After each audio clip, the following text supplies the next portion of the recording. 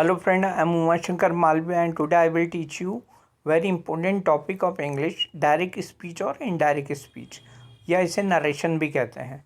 दोस्तों यहाँ 5वां रूल मैं आपको पढ़ा रहा हूँ। इसमें 5th पार्ट में सबसे महत्वपूर्ण है if there is interrogative sentence in reported speech.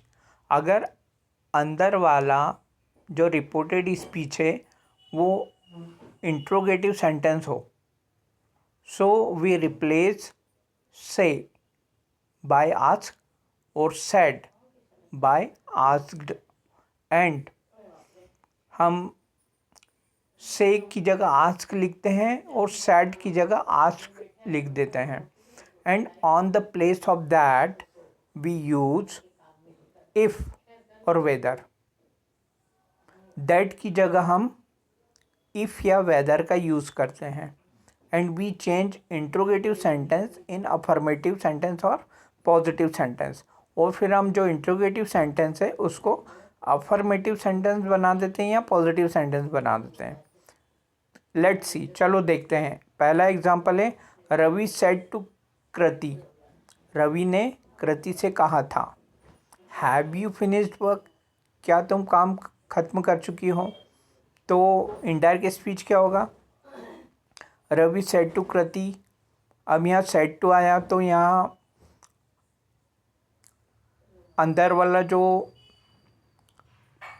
Sentence है वो इंट्रोगेटिव है, हैव यू फिनिश वर्क।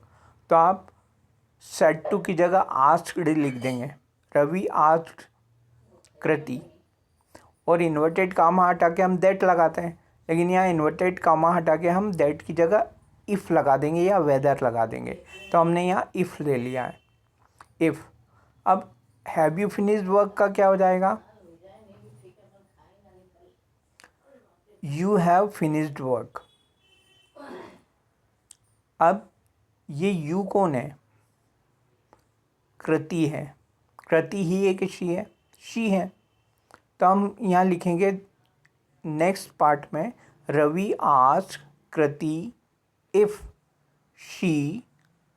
अब देखो बाहर आस्क्ड है, पास्ट है, तो हैव का पास क्या हो जाएगा? हैड हो जाएगा, हैड प्लस थर्ड फॉर्म। तो she had finished work. Clear है? चलिए एक एग्जांपल और लेते हैं। आई वॉज थिंकिंग, मैं सोच रहा था, is Deepak to come here? क्या दीपक यहाँ आने वाला है? तो इसका इनडायरेक्ट क्या होगा? I was thinking as it is लिख देंगे। I was thinking, inverted comma हटा के दैट लगाते हैं तो हम यहाँ पे इंट्रोगेटिव सेंटेंस है अंदर, is Deepak to come here? क्या दीपक यहाँ आने वाला है? तो हम यहाँ इफ़ या वेदर लगाएंगे, तो हमने इफ़ लगा दिया दैट की जगह, क्योंकि इंट्रोगेटिव सेंटेंस है। अब is Deepak to come here का अफर्मेटिव क्या होगा? Deepak is to come here. Clear है? चलिए अब नेक्स्ट सेंटेंस में हम इसको चेंज करेंगे।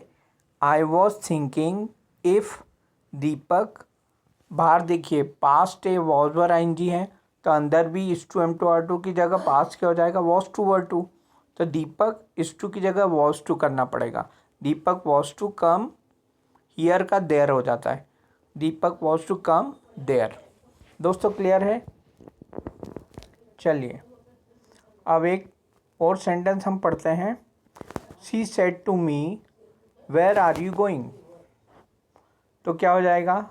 सेड टू मी की जगह आस्क हो जाएगा, शी आस्क्ड मी। अब जब भी क्वेश्चन वर्ड आ जाता है, when, what, where, how, how far, how long, तो हम दैट और इफ़ की जगह, इफ़ या वेदर की जगह question word as it is लिख देते हैं। तो वेयर आ गया तो हमने वेयर लिख दिया। अब आर यू गोइंग। क्लियर है? चलिए अब नेक्स्ट पार्ट में हम इसको समझते हैं। She asked me where.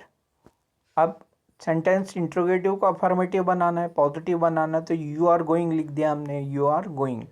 चलिए नेक्स्ट पार्ट में हम पढ़ते हैं। She asked me, next sentence है शी आस्क्ड मी वेयर। अब ये यू कौन है? मैं खुद हूँ, मेरे बारे में बात की जा रही है, तो यू की जगह आई आ जाएगा।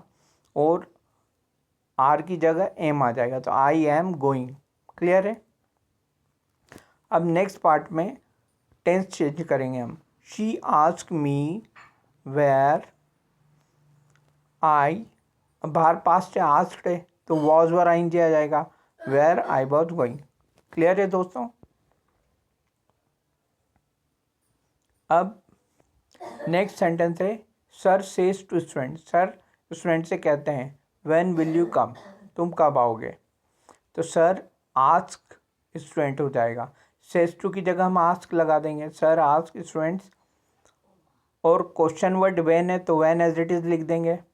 अब हम इफ़ और वेदर नहीं लगाएंगे, दैट नहीं लगाएंगे, क्वेश्चन वर्ड लिख देंगे व्हेन, इन्वर्टेड कॉमा हटा के क्वेश्चन वर्ड लिख दिया व्हेन विल यू कम। अब नेक्स्ट पार्ट में हम इसका अफर्मेटिव बना देंगे, सर आस्क स्टूडेंट्स व्हेन, पहले विल यू कम था, अब हो जाएगा यू विल कम। ये अफर्मेटिव सेंटेंस हो गया, पॉजिटिव सेंटेंस हो गया। तो दोस्तों क्लियर है। इस वीडियो को 2-3 बार देखिए, सेंटेंस बनाइए और क्वेश्चन पेपर सॉल्व करिए, तो डायरेक्ट इनडायरेक्ट का ये पार्ट आपको और अच्छी तरह से समझ में आएगा। या तो इसी वीडियो को 2-3 बार देख लीजिए और दूसरे पार्ट भी अच्छी तरह से देखिए। Thank you.